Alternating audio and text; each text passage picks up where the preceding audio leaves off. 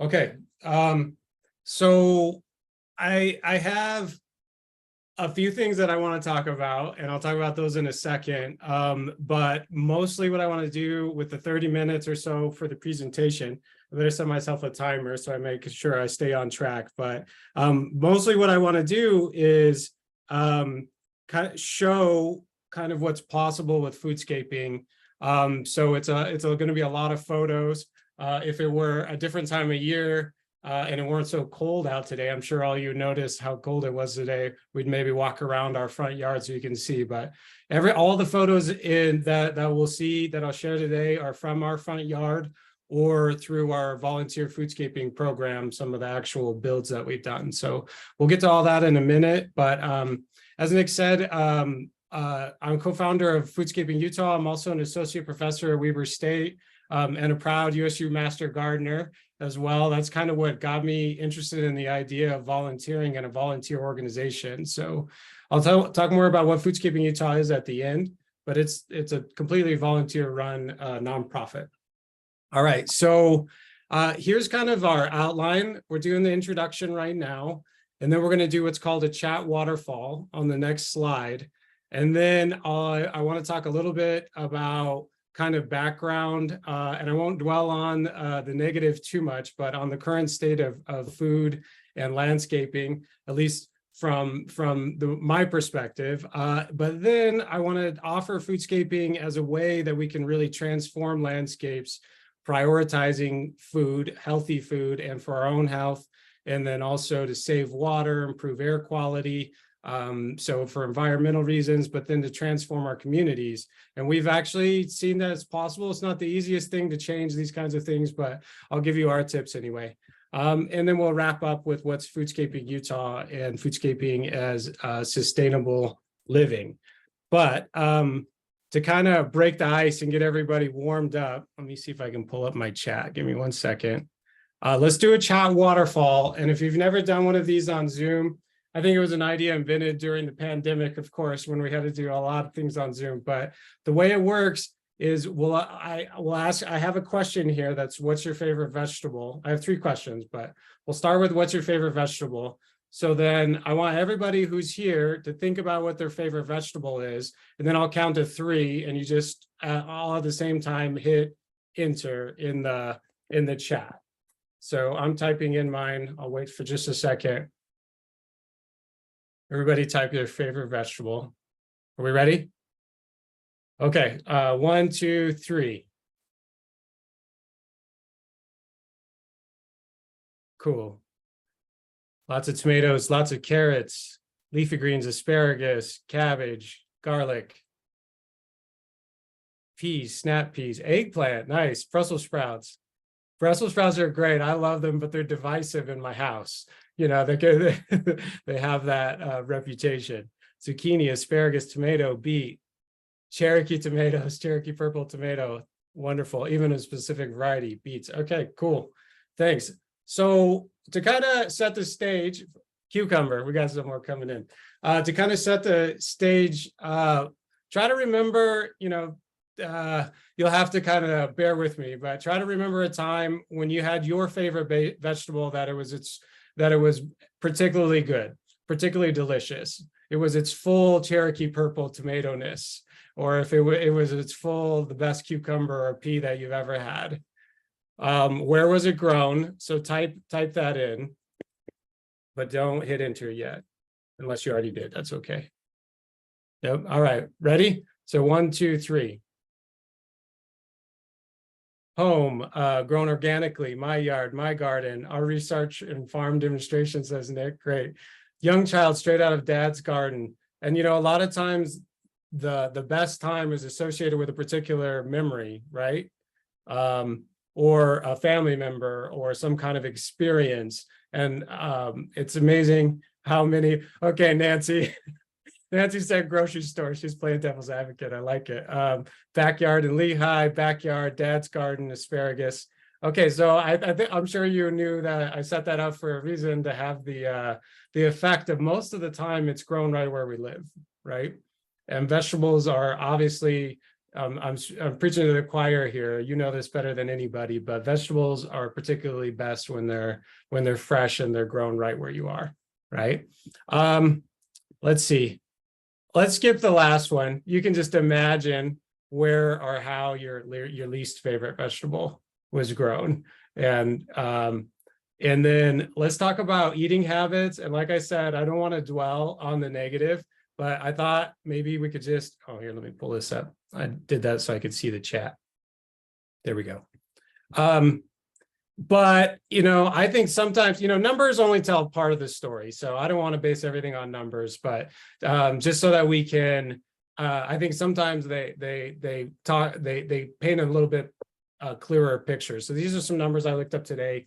Around 2/3. For me, I'm a father, and most of this is motivated by a desire to help future generations. Obviously, particularly my own children and children in my community, but future generations in general are the ones that are most impacted by kind of what's happening now, right?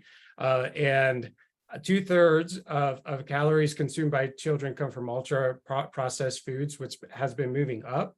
At the same time, I think we've seen some increase in fruit and vegetable intake, as you can see on the second statistic there. And this is no surprise to a lot of us. A lot of people really have a desire to eat better, right? But it's like I said, it's easier said than done. So I think that's where one place where Foodscaping can come in. If we put the delicious fruits and vegetables right in front of us, and right in front of our kids, if that's what they have access to, then that's, I think, has the power to transform things. And just a little bit of background from the kids' perspective. I totally get it. When I was a kid, I hated vegetables. And I think some of you who mentioned your family gardens probably appreciated vegetables better than I did. But I think we do have a big generation of children who just don't know, have never had really delicious, healthy, fresh fruits and vegetables. In Utah, maybe we're a little better off than in some places, but in a lot of places, people are growing up never actually knowing what a real tomato tastes like. Like I hated tomatoes growing up, and I think that was a big thing until I participated in a community garden. And what did we plant? We planted tomatoes because everybody was growing tomatoes, even though I hated them at the time. And everything really changed with that first garden. And that didn't happen for me until I was an adult. So those of you who have that experience growing up, I think that's great. And if we can really figure out how in our own landscapes we can pass that down, then that's even better. Yeah, I think we just can't, like, this is one of my quotes at the bottom here. I don't think we can blame kids for not eating vegetables when they don't taste good. Like I now still can't buy grocery store tomatoes, and I feel bad giving them to my kids, but we got to do something. So we can talk about other approaches. So I think the key is putting the healthy food right in front of us, not only for children, but for everybody. Like I said a moment ago, and these are all harvests out of our front yard garden. And I mean, I've seen a dramatic impact on my own health and my children's. I think if it's there and it's delicious, then that makes all the difference. One more negative thing just on landscapes. These some more numbers. We use about 160 or 180,000 gallons of water per year on lawn. 7 pounds of this is in US averages here, 7 pounds of fertilizer. And I think one thing that I just found that I was actually pretty surprised about is the emissions created by mowing lawns if it's a gas powered motor. They aren't very efficient. I mean, they get the job done, obviously, but in terms of efficiency, cars are actually much more efficient. So 1 hour of mowing produces about the emissions of 11 average cars, which I thought was quite surprising. And I think here, especially along the Wasatch Front, well, in Cache Valley also, I know sometimes you have bad air quality. I think this is becoming a bigger and bigger concern. Okay, so this is where Foodscaping comes in. I think, you know, a little bit more on the backstory. We aren't actually from Utah, but we moved here in 2013, having had experience with growing vegetables in community garden, and thought, wow, look at all this lawn and all this potential to grow food. And we've just been chunking, you know, taking pieces of lawn and converting them to foodscapes. And I honestly, this is, I think, kind of surprising for a lot of people, but really for me, the front yard is the best place to grow food. And I know that's not the tradition, but there's several reasons for that. One, it puts the food out for the community. It starts conversations. Since we foodscaped our front yard, I've actually talked to our neighbors, you know, 10 times more than I would before, because we're actually out there enjoying the foodscape. Before, the only time we were really in our front yard was mowing it, right? And I think we actually do have some lawn, but it's in the backyard. That's where we kick the soccer ball around, and I think the front, in a lot of homes, it depends on your neighborhood and where you have access to good sun, but in a lot of neighborhoods, there's a lot of shade typically in backyards, which is really nice to have in backyard, but sometimes front yard is the best place. I won't do the whole presentation on what is foodscaping, because I want to save time, make sure we get to everything else. But foodscaping in general, for me, if you're familiar with edible landscaping, it's just kind of a difference in focus. The reason I like the term foodscaping is it puts the food front and center. Food is the purpose of the landscape, and providing food, and we take food items and design the landscape around that. Whereas focus-wise, edible landscaping is fantastic also, but it maybe tries to fit food as an accessory more in a more traditional landscape. You know, mix peppers in with a flower bed or something like that.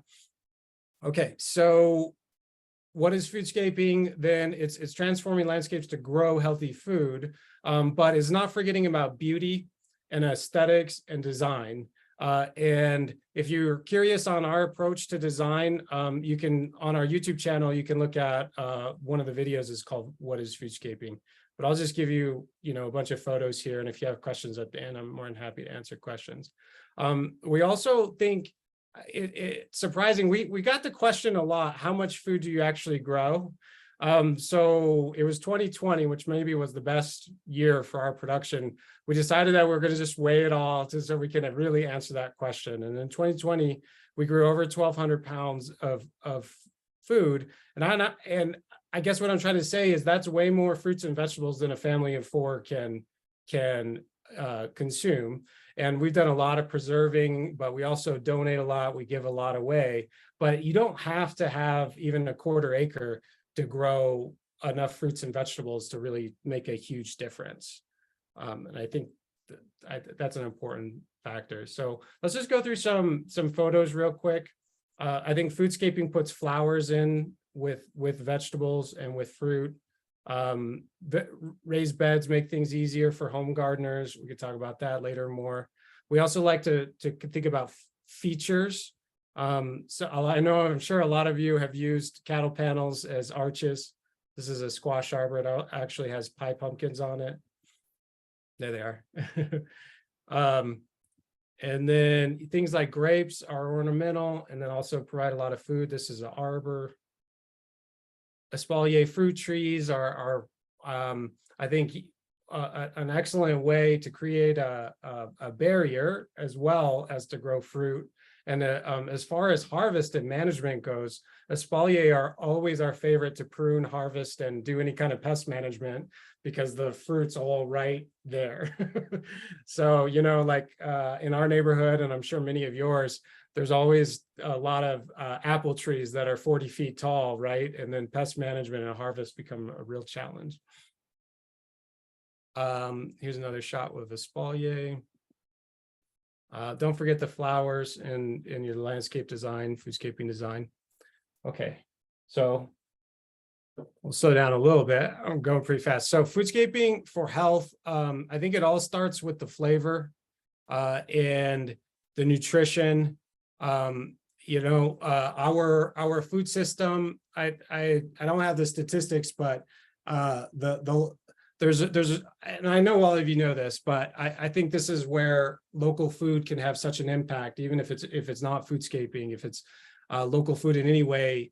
There's a correlation between flavor, nutrition, and how long something is stored and shipped.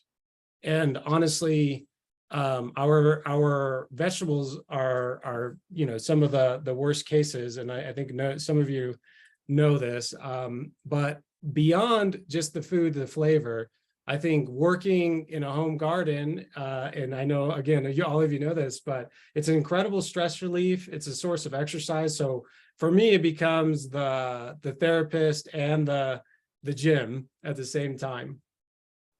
Let's talk about water really quick. There's no, well, I'm sorry, one more slide. I think health-wise, the surrounding ourselves with the healthy food has a tremendous impact, because you're providing an example, and then also for children, they're naturally curious. These are some photos from a few years ago, but this is my oldest when she I'm using my cursor. I don't know if you can see it. The photo on the right is my oldest when she was out exploring the garden. And I know Nick recognizes these, and probably many of you do. Do you know what egg this is? And well, maybe Nick doesn't quite recognize it. Ladybug? Yeah, that's ladybug eggs. And, it's not the best photo or closest up, but I mean, the fact that an 8-year-old can go out and identify the pests and the beneficials, I think really makes an impact on, and they don't always eat all of the vegetables, and they don't, one of them doesn't love tomatoes the way that I do, and the other does, and one loves lettuce, and etc. But there's no doubt that it's having a long-term impact. And this is a way that we can pass this around to school gardens, to local communities. They know that they can actually participate in something beyond themselves and understand their ecosystem through their front yard. As far as water goes, we have lots of information. If you want more, we have lots of information on our website. Definitely check that out. But just to give an example, this is a photo from what we call phase 2, which is the smaller side of our driveway. Our driveway kind of splits our front yard. And for this one, we decided to foodscape in a way that also incorporates water-wise design. So here's 2 more shots of that same area. And I don't remember the exact statistics off the top of my head. We have them on the website if you're curious, but this area was lawn when we moved in, and we were watering, in the peak of the heat, we were watering 3 times a week with Rainbird rotary sprinklers. So I added up all the water that we were watering with lawn, and then what we water with this design. And you can see we're putting water-wise, lots of mulch. We use drip irrigation. We have a paver stone area. But here we're saving 75% of the water and that we would have been with grass, and still growing a considerable amount of food. I would say 100 to 200 pounds come out of this side per year of vegetables and fruit. This is a dwarf almond tree. You can see Espalier in the back. You can see kale in that photo. Eggplant, the squash arbor is on the photo on the left. We have hazelnut bushes in there that haven't actually started producing, but they look like they will this year. The other side is really aggressive on food production, and it probably produces 3 times as much food as the first side, but it does use considerably more water, but it's still actually a savings versus grass. And Holly's the co-founder of Foodscaping Utah. She's my wife, and she always says that it saves 25% water, but it's also 100% increase in production, right? You can't eat grass. And I think that has an impact far beyond just water, in terms of what your food is. And I think the biggest thing for us is it puts fruit and vegetables at the center of our diet instead of a periphery. Really, but anybody who's grown zucchini in the group kind of knows you have to figure out how to eat zucchini when you have too many, right? And I think if we've made it a strategy to try to grow something new every year and to grow a lot of variety. And I think that's kind of the key to a lot of a bigger transformation as far as health goes, because we've kind of through the journey learned how to grow a lot of new things. Like one of our favorites now is actually collard greens, which is, I had never eaten collard greens before we grew them, and I had to learn how to do it. And now it was a learning curve, but once we've figured out how to cook them and we do them in soups and things, it's actually one of our favorite vegetables. And when you think about the design, collard greens look great there.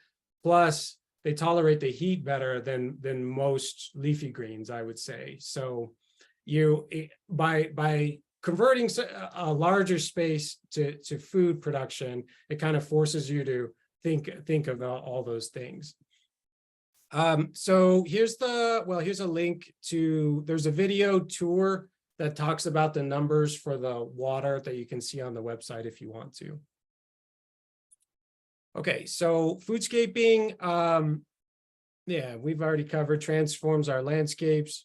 This is, if you don't recognize this, you can find a list of edible ornamentals in some of our work. But this is amaranth. I'm sure somebody in the crowd recognizes it. This is Love Lies Bleeding Amaranth. It's another ornamental that we eat the grain like a porridge, like an oatmeal. I think foodscaping is really the key for me. This is how we're positioning it. I think we can really have a transformative impact on communities and local areas, and in a way, take a resource that's readily available. If you think about what's happening in a lot of suburban and urban areas, is we have a desire to bring more fruits and vegetables and produce more locally. Sorry, my phone. So if we're looking for more space to grow fruits and vegetables, it's really already here in the many front yards that we have, right? And even public spaces, perhaps, or school gardens. And I think the potential to kind of retrofit our system locally, it's going to take creative landscape design. And I think that's where kind of the principles of foodscaping can make a big impact for our health, for our soil, our landscape, community ecosystem, and then by extension, our planet. And I think really the focus is all health. It starts with soil, starts with plants, starts with food, and then of course people, and then community. So let me see. I have at least 7 more minutes. I want to talk about Foodscaping Utah a little bit and the impact on community. Like I was mentioning, we donate a lot of food, and for those of you who have been growing food, you probably know donating a lot of food, but there's usually in a given community some sort of system already in place for excess fruit and vegetable collection. Here in Ogden, we're now working with several, and we just started with Catholic Community Services has a food bank. There's shelters and other places, but we're really excited. We're just starting a partnership with the Weber County USU Extension branch, Create Better Health Utah. I know some of you have heard of that, where they have there's a program at farmers markets where you can buy for a neighbor. I think you'd have to talk to each individual county extension separately, but the local Weber extension is more than happy to help with distribution to families in need in underserved communities with food. And I think that can have a big impact, and it can make, the person who's growing the food also gets the benefit of feeling like it's going to somebody who will really appreciate it, and it can have a very positive impact. Typically underserved communities are the ones that have the hardest access to fresh fruits and vegetables. Community-wise, so Foodscaping Utah is a nonprofit. We started at the end of 2017, early 2018, and kind of with the vision after completing the USU Master Gardener program, and I imagine many of you are familiar with it in this group. I was really struck by the amount of people who volunteer, love gardening, and love helping other people do it, and the amount of knowledge that's already out there. So we thought, at the same time, and I know you know this, the interest in growing food has just been soaring, and I think a lot of younger generations are feeling that they need to or have kind of lost contact or connection with real food, right? And at the same time are interested in healthy food and growing food. So, and it really seems like there's been this need for, there's a lot of people who would do it, but they just need a little help getting started. And that's kind of the mission, that is the mission of our nonprofit, to help people grow food, help people get started growing food. And so the way it basically works is on a given, it's usually Saturdays in May, and I'll tell you about upcoming events at the end if you want. But we gather a group of volunteers, and we have a plan in place and materials in place, and we all work together for about 2 hours, transforming a front yard. And you can see some photos from all the volunteers. This was one of the biggest events last year. Photos on the left working, and then at the end, on the right, I usually, if I'm there, we have some other volunteers that help too. We have a little class or a discussion about growing food, like how to grow tomatoes or fruit trees or drip irrigation are always popular topics. And here's a shot of a lot of the foodscapes that we've helped do with our program. To give you an example, numbers wise,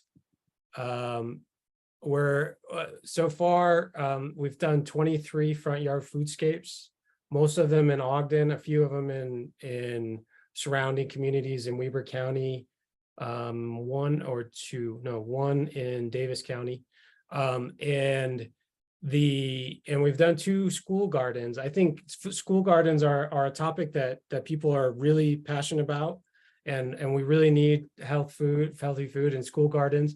But it's also, again, kind of like the homeowner situation where people are really anxious to get it started, but don't know how to get it started or how to maintain and sustain a school garden. So we've been trying to focus a little bit more on helping schools.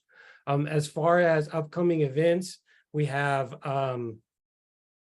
volunteer foodscaping days. We've already got scheduled in May. They're all going to be in Ogden. Well, there's a few in surrounding communities. This Saturdays in May, we usually work from 10 to noon. So you can let us know through the website or email or Facebook or Instagram if you're interested in volunteering. And drip irrigation is a big topic that we try to provide a lot of education for. At a school garden, actually, this Saturday, the 29th, we're going to do a drip class and hands-on workshop to help put the drip irrigation in at a school. So you can let us know if you want to attend that. And then the website has lots of information, and the YouTube channel, of course, has a lot of how to foodscape, how to transform your front yard, how to do drip irrigation, how to prune fruit trees, how to trellis grapes, etc. And I think that's pretty close to time. Should be just about right. Thanks so much for listening to the presentation. I hope you